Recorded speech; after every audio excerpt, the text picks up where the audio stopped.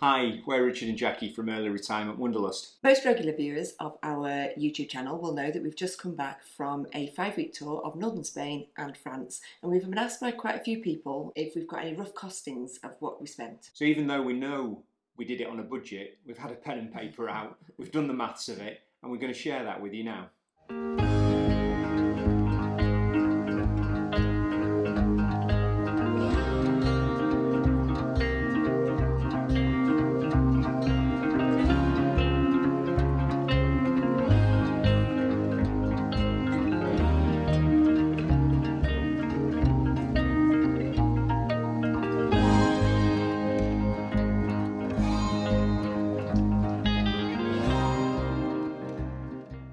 So if you've not seen our channel before, just to give you a bit of background, we have both early retired at the age of 51, mainly because we had a love of travel and we want to get out and about. So when we're travelling and we're breaking down the costs from this, it's from a point of view that we're not on holiday, we are travelling, and we have tried to keep our costs as low as possible. So what we'd like to do is go through the holiday and try and identify where we spent the money, look at some of the potential savings that we could make on that, and also think back and think if there's anything that we'd do differently. The trip that we've just got back from was a 5-week tour. We got a ferry from Portsmouth down to Santander. We toured around northern Spain for a week, and then we spent 4 weeks pootling back up along the French Atlantic coast. For the first time ever in our European travels, we decided that we were going to take the plunge this year and go for a longer ferry crossing. Partly because we were travelling down to the southwest of France and northern Spain, and we knew that that journey was going to take a long time, and we wanted to preserve as much of the holiday as possible. So we decided that we were going to book the Portsmouth to Santander crossing on the way out, and then we were coming back from Caen to Portsmouth 5 weeks later. Obviously, that's not going to be the cheapest option for us on our ferry travels, and there was a big cost implication for that. The ferry to Santander was £495, but because it's a 2-night ferry, you do have to have a cabin as well, which was £133. But we did think that that was worth it. We'd weighed up the maths, we'd weighed up the pros and cons, and looked at how much petrol would cost us and tolls, and it was still more expensive. And then the ferry back from Caen to Portsmouth was £209, so it was £837 altogether, which is quite steep. We do appreciate that. We could have saved money on that. Now that we're back home and we've just done a little bit of research, I went on the Via Michelin website that gives you an indicator of the cost of travelling across France. So to have taken the cheaper ferry crossing from Dover to Calais, it would have added nearly 800 miles to drive south, and it would have added toll costs as well. So they calculated that at least €250 for the drive, and then we'd have the cost of the Dover ferry crossing anyway, which would be £200. So out of what was a big expense of taking the longer ferry trips, you can actually knock off £450 because that's what it would have cost anyway to drive down using the cheapest ferry crossings, which is Dover to Calais. What we really liked about getting the ferry to Santander was that once we got there, it was literally an hour's drive into the Picos de Europa National Park, and we were parked up and climbing mountains. When we do the Dover-Calais ferry crossings, we've got a 9-10 hour drive to get to where we want to go, and we do make the trip a bit of fun, but we still feel like we're just travelling still. As far as accommodation goes, regular viewers will know that we went out in our VW campervan, and that provides us loads of accommodation options. So that could be something as simple as wild camping for the night for free. It could be staying at the massive range of French airs, or it could be campsite fees. For the purpose of this video, we've broken it down into our Spanish little travels, we had a week there, and our French travels. So starting with Spain, we had 4 nights wild camping in the Picos de Europa National Park, which were amazing, beautiful scenery. And then we went to the coast and we had 3 nights staying on campsites on the coast, which was a nice contrast. For that 1 week's accommodation in Spain, a combination of wild camping and campsites, it cost us £78 for the week, which we thought was amazing value.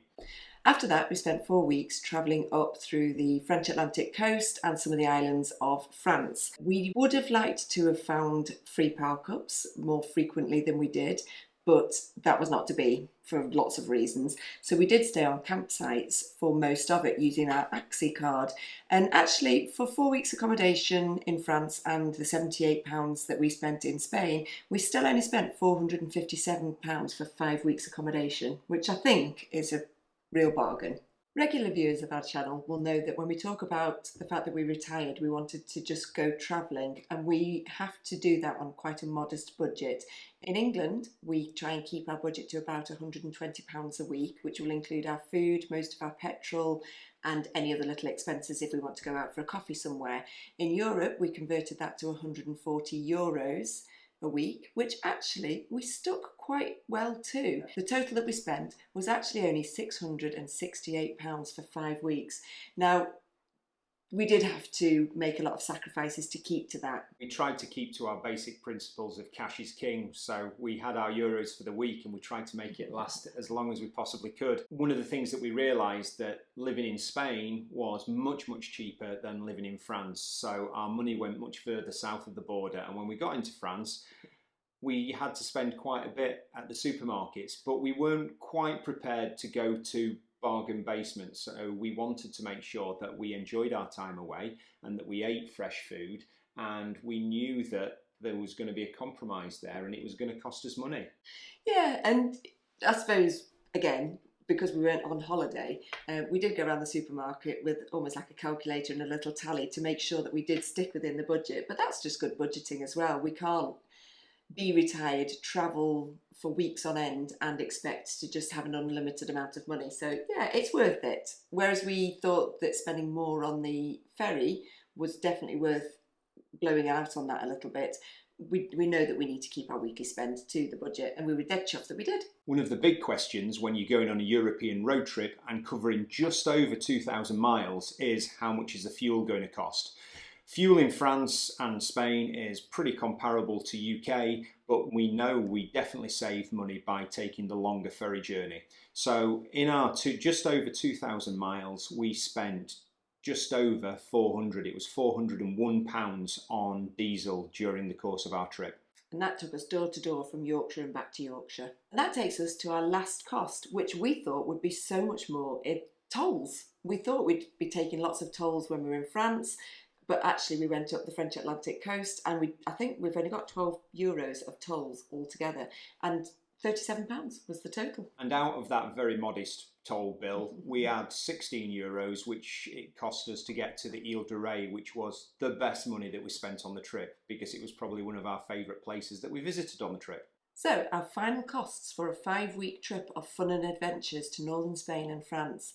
The ferry was £837.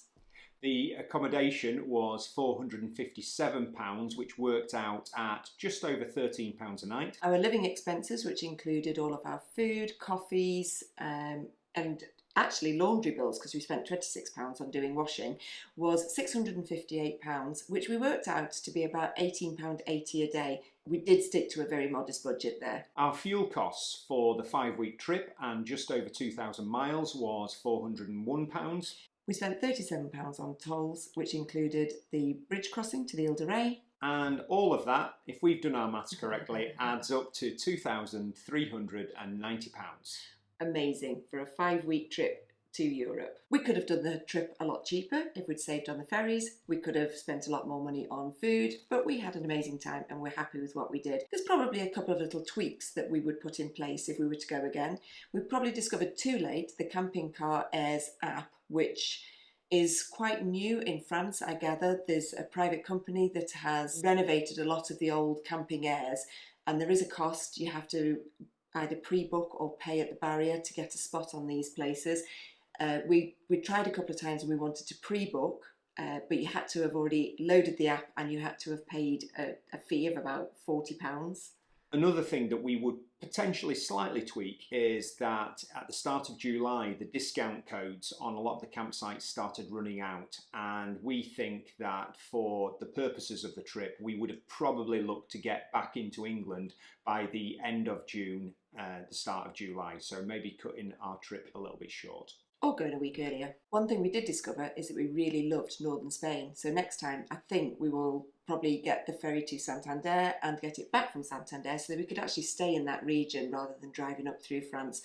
There was just too much to explore and not enough time. So that's it from us. It's not been our usual sort of video. It has been detailed in the extreme, and hopefully we'll be getting back out and adventuring soon. But we thought it was a really worthwhile process to go through and reflect on some of the things we do differently and let you know just exactly how much it cost us. We know that some people will think that that's quite a lot of money for a 5-week trip. Some people will be going, oh my goodness, how did you do that in 5-week trip on that much of a budget? Because people travel differently, but we had a blast. That's it. See you later. Bye.